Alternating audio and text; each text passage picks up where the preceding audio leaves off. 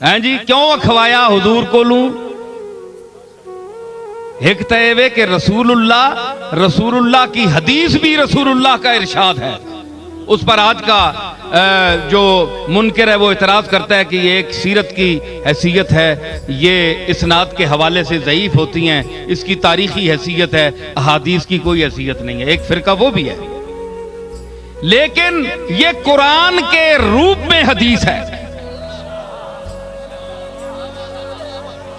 قرآن کے الفاظ میں فَاتَّبِعُونِی، میرا اتباع کرو، یہ رسول کہہ رہے ہیں، تو رسول کا کہنا حدیث ہے. رسول کا کہنا ہی حدیث ہے. حالانکہ اللہ کہہ رہا ہے قرآن میں، لیکن یہ بتا رہا ہے کہ جب یہ رسول کہے فَاتَّبِعُونِی تو اگر قرآن میں پڑھا جائے گا تو یہ قرآن ہوگا، لیکن اتباع وہ کہے گا میرا اتباع کرو. رسول کہہ رہا ہے، اللہ نہیں یہاں کہہ رہا. اللہ اس کا ذکر کر رہا ہے کہ اے رسول تم یہ کہو، اور تمہارے اس کہنے کا میں آیات میں ذکر کروں گا کہ رسول کہہ رہا ہے. تو رسول کا کہنا کہ بھی ایک حیثیت ہوئی نا.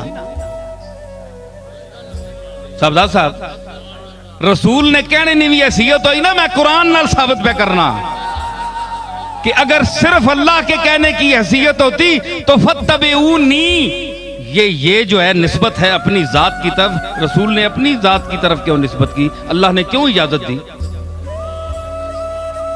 مطلب ہے کہ رسول کی الگ حیثیت ہے. فَاتَّبِعُونِی، میرا اتباع کرو. تے انہاں کولوں کیوں اکھوایا؟ اس واسطے کہ پتہ ہون لگ سی مننے ہو کہ نہیں. پتہ ہون لگ سی کہ مننے ہو کہ نہیں. مینیاں گلاں تے مننے ہو، بڑے دعوے کرنے ہو، توحید بھی بیان کرنے ہو تے سب کو جانے ہو کہ اسی نے تے اللہ نہ حکم ہے قرآن کافی ہے.